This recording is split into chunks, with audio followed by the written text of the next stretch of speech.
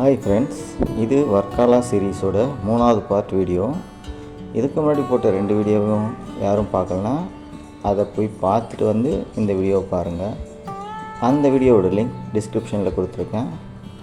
வாங்க வீடியோக்குள்ளே போகலாம்.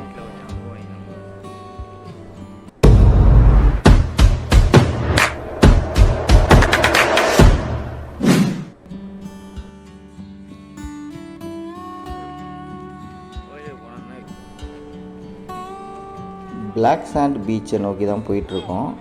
நம்ம தங்கியிருக்க ஸ்டேலேருந்து அந்த பீச் 1 கிலோமீட்டரில் தான் வருது. காலையில் ஏர்லி மார்னிங் ரொம்ப அமைதியாக இருந்தது. வழியெல்லாம் நிறைய ரெசார்ட்ஸ் இருந்தது. இங்கே நிறைய ஃபாரினர்ஸ் தங்கியிருந்தாங்க. இப்போ ஒரு சின்ன டீ பிரேக்குக்காக இங்கே வெயிட் பண்ணிகிட்ருக்கோம்.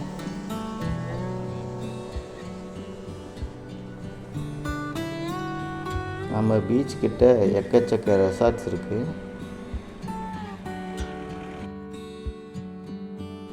டீ பிரேக் முடித்ததுக்கப்புறமா அப்படியே கொஞ்சம் கொஞ்சமாக பீச்சை நோக்கி நடந்து போயிட்டுருந்தோம். பிளாக் சாண்ட் பீச் தூரத்துலேருந்து பார்க்கும்போது நார்மல் பீச் மாதிரி தான் தெரிஞ்சது. சைடில் நடக்கிறதுக்கான பாத்வே இருந்தது. லைட்டாக கோவா ஃபீல் இந்த இடத்துல நமக்கு கிடச்சிது. அப்படியே நம்ம பீச்சை ரசிச்சுக்கிட்டே நடந்து போயிட்டு இருந்தோம்.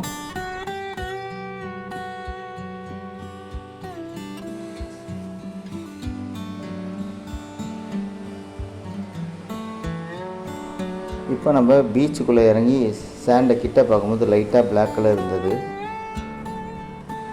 நல்லா தோண்டி எடுத்து பார்த்தோம்னா ஓரளவுக்கு பிளாக்காக தான் அங்கே இருந்தது இந்த சாண்டு. இங்கே நிறைய பேர் ஃபேமிலியாக குளிச்சுக்கிட்டு இருந்தாங்க. சரி, இன்னும் கடல்கிட்ட போய் எடுப்போம். தண்ணி இருக்கிற ஏரியாவில் எப்படி இருக்குன்னு பார்ப்போம்.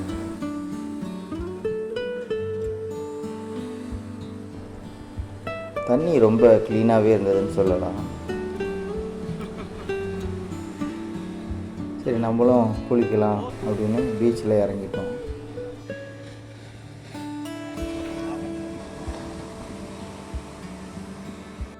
பிளாக் சாண்டுன்னு சொல்ல முடியாது, ஓரளவுக்கு கிரே சாண்டுன்னு சொல்லலாம்.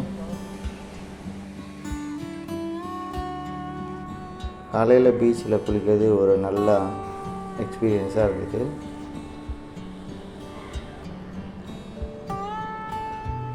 நம்ம பீச்செலாம் குளிச்சுட்டு திரும்ப அப்படியே இன்னும் கொஞ்சம் தூரம் நடந்து போகலாம், இந்த நேச்சர் சீனரிஸ் எல்லாம் பார்க்கலாம் அப்படின்னு நடந்து போயிட்டு இருந்தோம்.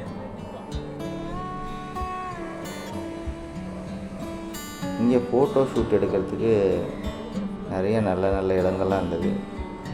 இப்போ நம்ம ரிட்டன் ரூமுக்கு தாங்க போயிட்டுருக்கோம்.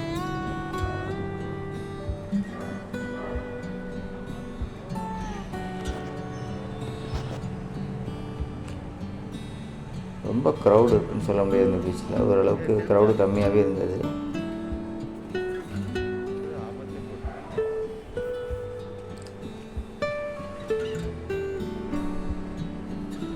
நம்ம பீச்சை தாண்டி நம்ம ஸ்டே கிட்ட போயிட்டுருக்கோம்.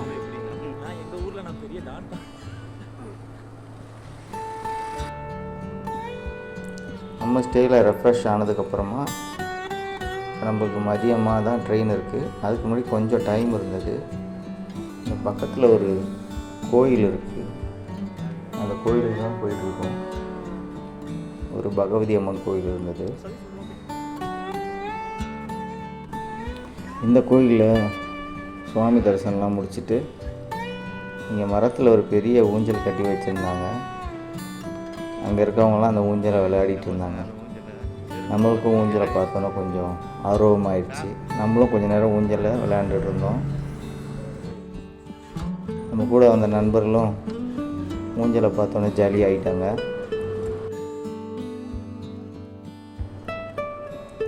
நமக்கு எங்கே ஊஞ்சல் ஒரு பக்கம் அந்துருமோன்னு ஒரு பயத்திலே ஊஞ்சல் ஆடினால அதை சரியாக என்ஜாய் பண்ண முடியல.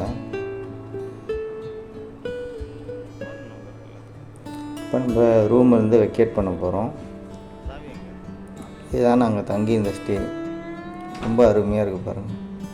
கரையாக அரிச்சு ஒட்டடை அடித்து அங்கே தங்கியிருந்ததுலே ஒரு மட்டமான ஸ்டேன்னு கூட சொல்லலாம்.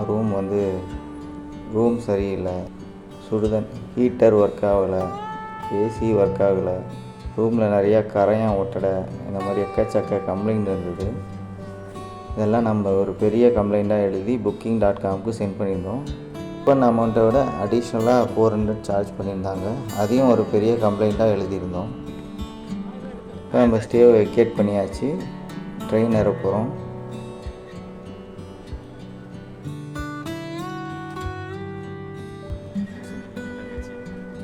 இப்போ நம்ம ஆட்டோ பிடிச்சி வர்க்காலா கிளிஃப் பீச்சுக்கு தான் போயிட்டுருக்கோம்.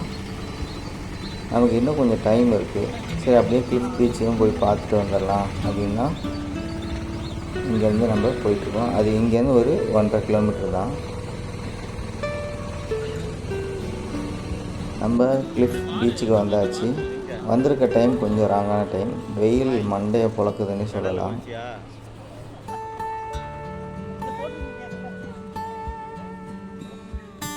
ஸ்ட்ரீட் கார்னர் வழியாக நடந்து போயிட்டு இருந்தோம். இங்கே கொஞ்சம் நிழலாக இருந்தது. பட் ஆனால் இந்த பிளேஸ் பார்த்திங்கன்னா நீங்கள் நைட்டு விசிட் பண்ணிங்கன்னா அது ஒரு ஹாப்பனிங் பிளேஸாக இருக்கும்.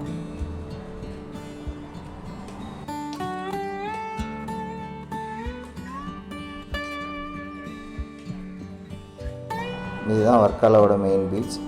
அங்கே தூரத்தில் தெரியறது தான் நம்ம நைட்டு போன கிளிஃப் பீச். இங்கே நிறைய நிழல் குடைகள்லாம் வச்சுருந்தாங்க. ஆனால் நம்ம பே பண்ணால் தான் அவங்க ரெஸ்ட் எடுக்க விடுறாங்க.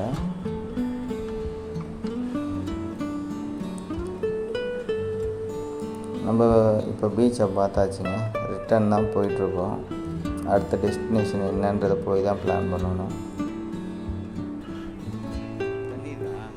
இங்கே நிறைய கடைகள் இருந்தது. எக்கச்சக்கமான துணிகள், விளையாட்டு பொருட்கள், சோப்பு அப்படின்னு நிறைய கடைகள் இருந்தது. நீங்கள் ஏதாவது வாங்கணும் அப்படின்னா இங்கே நீங்கள் ட்ரை பண்ணலாம். ஆனால் இங்கே விற்கக்கூடிய உடைகள் நம்ம நாகரிகத்துக்கு ஏற்ற மாதிரி இல்லாமல் மேலை நாட்டு நாகரிகத்துக்கு ஏற்ற மாதிரி தான் இருந்தது.